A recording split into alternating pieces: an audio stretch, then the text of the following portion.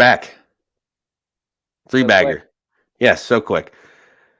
This week's NFL Three Bagger is brought to you by the Me, Myself, and Rye podcast. If you guys are podcast listeners, which I assume some of you are since you're listening to one, and you're interested in other stuff, I know Devin listens to a bunch of different shows. There's a lot of people who listen to numerous shows, not just faithful to one. Although if you are, I hope it's us. Just saying.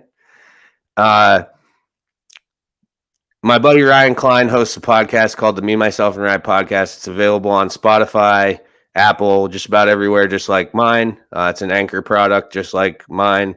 It's really good. It's basically, if you go back in time on his podcast, he starts, I can't remember what year, maybe 80 something, 70 something. I can't remember, but he starts, and each podcast is about pop culture from that specific year. And then he does a bunch of breakaway shows. It's really good. Check it out if you haven't.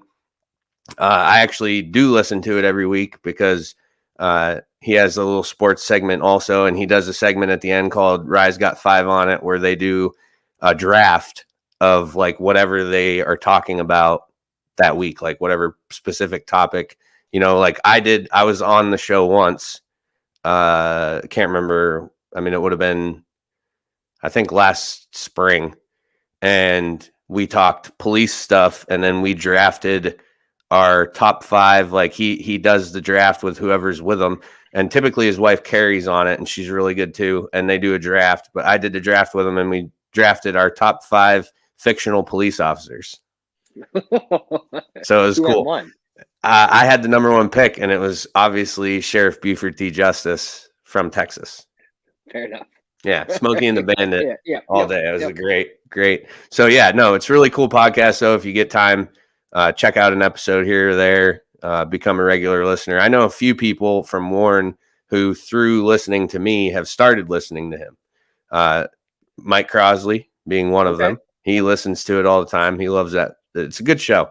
It tells you a bunch of, history about that year and some stuff that was going on. Like he'll list like the Billboard, top 5 Billboard from that year and movies that came out that year, and they discuss, and it's pretty cool. So thank you, Ryan, and the Me, Myself, and Rye podcast for sponsoring this episode of the Three Bagger. So we're going to get into our sports bets, which Kylie and I returned a 1-2 record. Sketty's Lock of the Week wins. I do have some news to share regarding NFL betting this season and a major trend that has been outed by Bleacher Report. Let's go.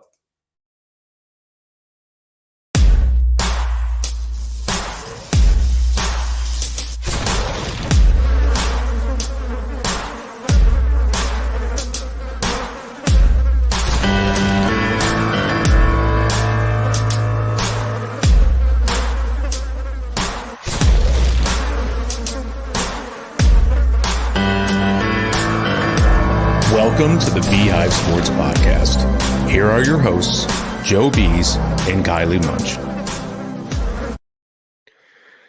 All right, we're back. We're going to kick it off with a recap. Kylie's picks last week. Ravens minus 7.5.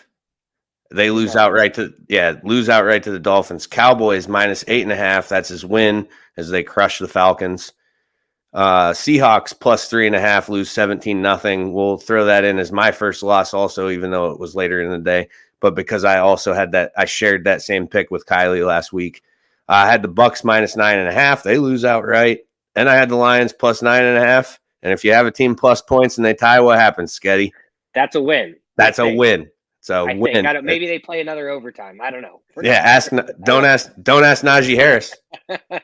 Don't ask him. You don't fucking know. Vegas says the game didn't end. Nobody wins. That wouldn't be all that shocking. So Kylie didn't submit any picks this week, but guess who's here to save the day? The one and only Sketti. So he has not only a lock of the decade to give you, but 3 other picks. And let's say it, he's red hot, folks. I'm on fire. Like 2 straight, right? 2 straight wins. Well, 2 straight wins. Yeah. We all knew the Cardinals were going to beat the Niners, just like we knew the Niners were going to beat the Rams. It's basic math. Perfect. It's basic math. Those ones Right. are easy. A little tougher this week. I struggled with the lock of the decade. All right, well, let's start with your first pick, though. We got Patriots -6.5 at the Falcons. Yep, I think the Patriots are just playing some really good football right now. The Falcons are not playing very good football. I think they're going to cruise. I'm with you on that, and that's kicking off in like a half hour, isn't it? Correct. Yep. Yeah, That's the game okay. tonight. Yeah, Patriots are just really – Belichick just has them all bought in. Yep. Judon came out and had high praise for Belichick. I mean, what he's doing with Mac Jones, like I said, just manage the game. Don't make mistakes. Hand the ball off. Yep. Pretty simple formula, and they're doing it real well right now. Yep. Guess where I'm going? Back to Detroit, baby. I had that as a pick, and I crossed it off, actually. I love it.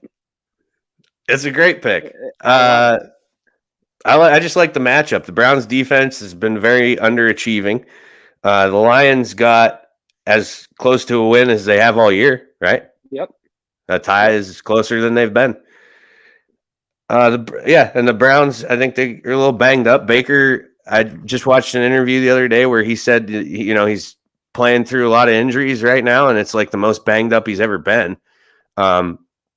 And I just think that limits them a little bit. And if they can't get the ground game going, which they typically do, but if they get in a situation where they're struggling to control the clock, it's tough for them to win. I still think they win this game, but I just think 74% chance of rain in the forecast for Sunday in Cleveland.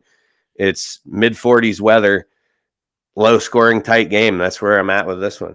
Something like 16-16. I don't know. Yeah, I like that pick. I like it. Yeah. So real quick, I actually overlooked something in my notes. I wanted to give out the news I wanted to share regarding totally forgot about that. NFL favorites this year. 61-85 against 61-85-1 against the spread. Yo. Yeah. Now listen to this one. Home favorites. 34-56-1. Yo. So take home favorite. Take the points always. All is right. what they're saying. Right. Although you picked two favorites and I picked two favorites also, so we totally went against the grain here of what this what this is trying to tell us to do. All right, so let's get your next one going. You got the Packers -1.5 at Minnesota. Yeah, the Packers haven't looked super strong the last 2 weeks, but didn't have Rodgers. Rodgers kind of back. I don't know when he came back last week, was allowed to practice. But I think they're going to take it to the Vikings. The Vikings don't impress me. I think this is the week the Packers kind of get back to looking like the best team in the league. I did see Rodgers didn't practice today, but I think he's playing. I mean, he's definitely playing. So, yeah. All right, so on to the line's too small. It is small. So on to my next one. I'm riding that Dolphins defense in the next week. You know why? 2 words. Joe Flacco is elite. Is not elite. I agree. I looked at this Dolphins pick as well. Yeah, Dolphins defense they looked good last week. I think that's going to inspire them to play a little bit better the remainder of the season. They know what they're capable of, especially against a good team like Baltimore. And now to play the Jets with Joe Flacco, who's been on the team for 2 or 3 weeks, give or take. So clearly a veteran. He knows what he's doing back there. But I just like the Dolphins' fast defense, and if Lamar couldn't get away from them, I don't think there's a chance in hell that Joe Flacco does. Not quite yet. Also added in here, Tua has looked better. Yes. Yep. He's looked better, and the emergence of Waddle. The Jets are bad. All those things wrapped into a ball has me taking the Dolphins -3. I like it. So let's get your last 3-bagger pick up here. Yeah. Your dog, the Cowboys. Yeah.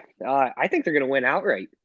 The Chiefs, despite last week, haven't looked like a strong football team, and the Cowboys, for the most part, have. I just think they're better right now. We'll find out. Maybe I'll be wrong, but I just like the Cowboys.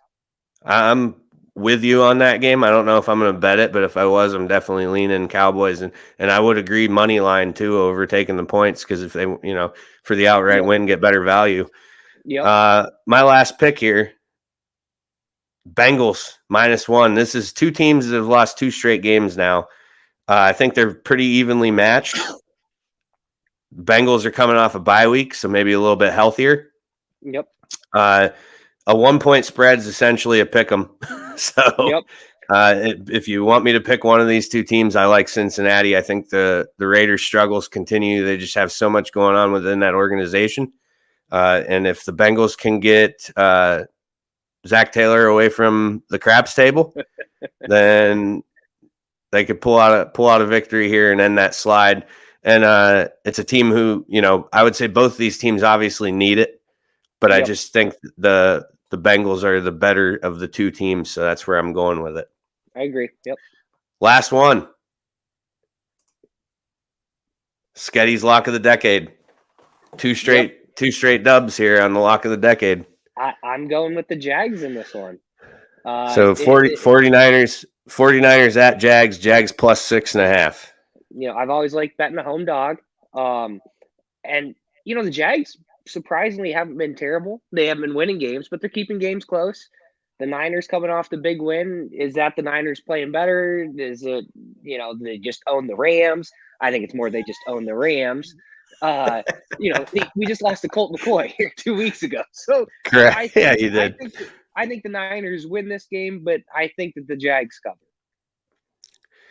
See, I'm not going to throw up a lock of the decade, but Colts getting 7 in Buffalo was intriguing to me because Spencer Brown's out on the COVID list now, and the 2 games where Allen was running for his life, as he was in the Jacksonville game, Brown wasn't playing. Yep. So I just got more nervous about that game. And they play 2 games in the next 7 days because they play Thanksgiving night too. Oh, yep. So it'll be I don't know. We'll see. So yep. All right, hey, that's gonna. What's that? I said Jonathan Taylor's been amazing. The last. I saw his numbers today. I saw them, and he has now tied where Derrick Henry was before he got hurt for yardage, but he's done it on like 40 less carries. Yeah, I mean he's just been absolutely phenomenal the last month or so. He's looked really, really good. So. Yeah, Bill's defense definitely going to have to show up, but yeah, we'll see what happens. Yep. All right, that's going to wrap us up. Sketti, thanks for joining me for both shows. Appreciate it. Welcome as always. Yep. And this week's 3-Bagger Show brought to you by Me, Myself, and Rye podcast. Check it out. Spotify. If you have Spotify Premium, he plays the music too. He adds music to it because he's allowed to do that. And wherever you listen, Me, Myself, and Rye podcast, check it out. Pop culture. His punchline, or not punchline, but what is it? What would it be? His tagline, we'll call it that. It sounds good.